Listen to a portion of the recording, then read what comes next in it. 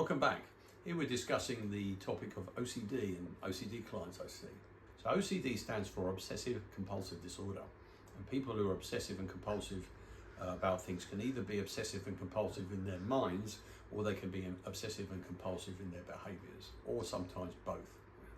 So I tend to see people who either have obsessive compulsive thinking or they have obsessive compulsive behaviors, and the behaviors can take a range of behaviors like excessive hand washing, trying to keep things too clean, making sure doors are locked too much, being concerned or worried, and it can affect them in terms of their thinking because they get stuck in repetitive thoughts as well in their brains. It's a form of overthinking in some ways. They very often characterize it as their thoughts going round and round in a circle. So with OCD, I often say that it's a good idea to approach it from a psychological perspective with something like cognitive hypnotherapy that I do. To look at the habits and patterns and the behaviors and the underlying anxieties that invariably drive or make OCD worse. OCD is like a petulant child. If you give it attention, it will continue to become a problem, but you've got to learn not to give it attention. But that means dealing with the underlying anxieties, concerns and stressors that cause the OCD to arise in the first place.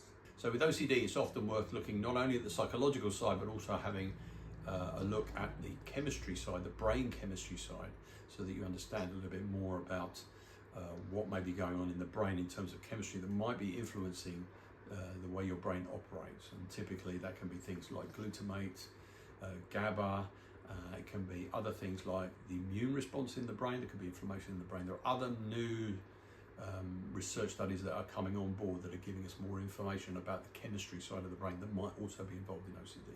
So OCD is one of my areas of expertise, my specialist areas, and that's because I enjoy working in that area, and it's often underpinned by anxieties, and it seems to be becoming a much more prevalent area generally anyway.